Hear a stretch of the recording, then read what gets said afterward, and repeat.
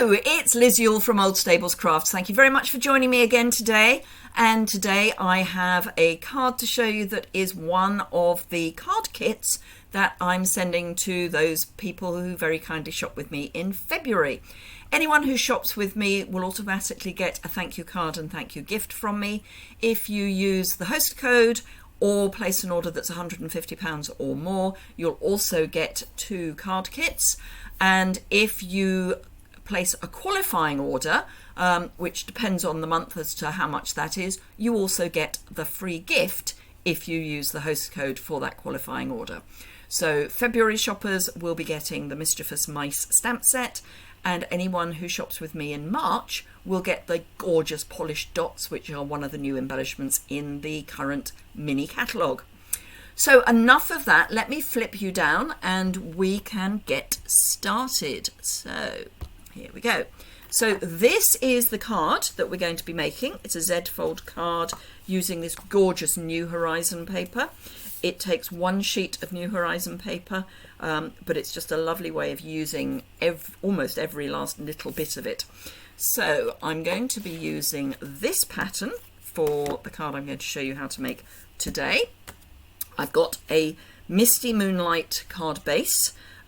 This one is Evening Evergreen with Pale Papaya for the little mats, and this I'm going to be using Polished Pink for the mats because we've got quite a lot of polished pink in here, so it'll be a nice mat to use on the Misty Moonlight base. The bases are scored at the 1/2 and 1/4 mark, so for imperial measurements, for international A4 measurements, that would be 10.5 centimetres and 5.5 centimetres, and it's a 1/2 sheet of A4 cardstock to get your A6 card base. So let me show you how to cut the paper, because that will be coming as a single sheet. What we need is for our paper to be slightly smaller than our mats. These are cut at 14.5 by 5 centimetres, so this is 14.5, this is 5. There's 3 of those plus a basic white, so these need to be slightly smaller. So these are going to be 14.25 centimetres roughly, and I'm taking it off the top because there's more of the sort of sky feel than there is of the woodland feel.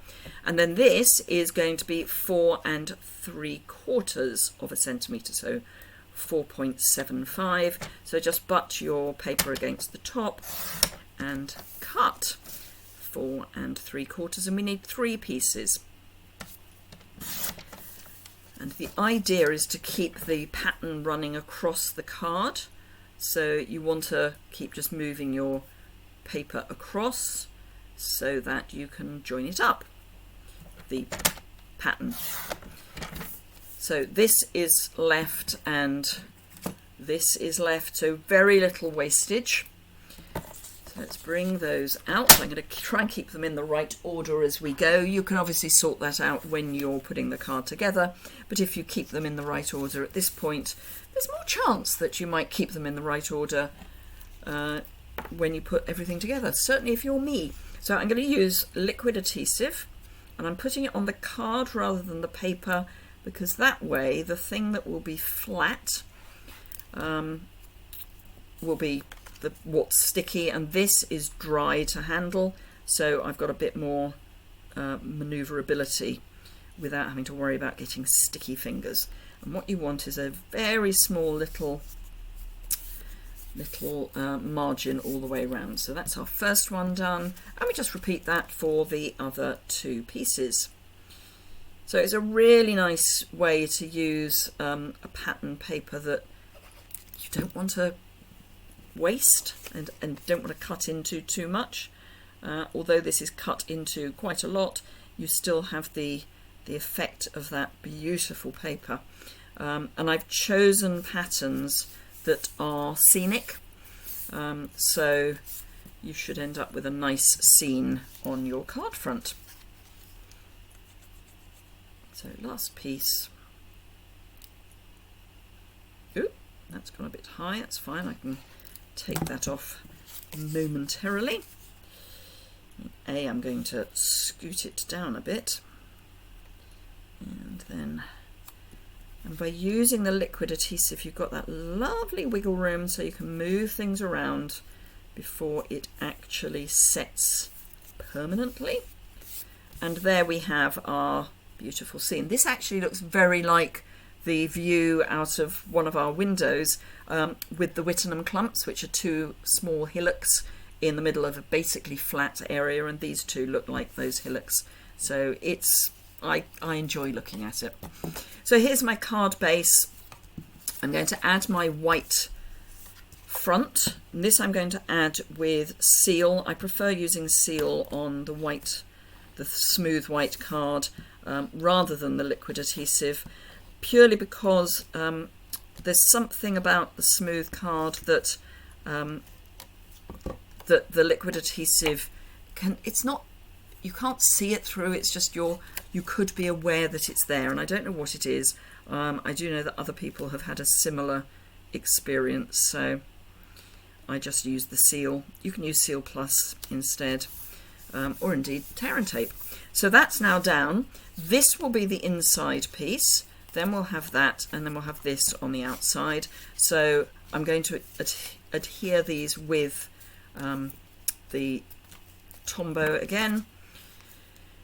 So if you are in Europe, whether you're in the UK, France, Germany, Austria or the Netherlands, you can both shop with me and join my team.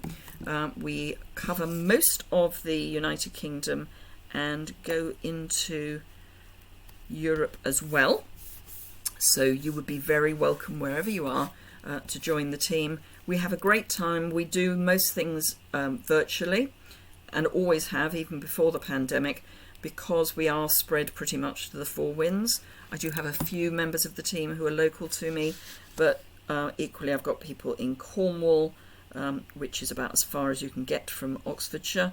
I've got people in Scotland, Wales. Don't have anyone in Northern Ireland yet, but you know, there's always time. And then, as I say, across into Europe, I would say that we hold all of our meetings in English. So my foreign languages are pathetic. So if you're an English speaker, you will obviously be, well, whether you're an English speaker or not, you'll be very welcome. But for the meetings, being an English speaker is obviously going to be beneficial. Right, so I've got included in each of the kits, I've got 3 of the Genial gems. They are in, I want to say mint macaron and pale papaya, but whatever they are, they work really well regardless of the colour that you put them on, because they're very lightly coloured. They work really well kind of everywhere, and I'm only going to put them on the front panel so that when the card is folded, it's the Genial gems aren't going to damage the inside of the card. And I'm just popping them in a kind of nothing in particular pattern. And I'll go there.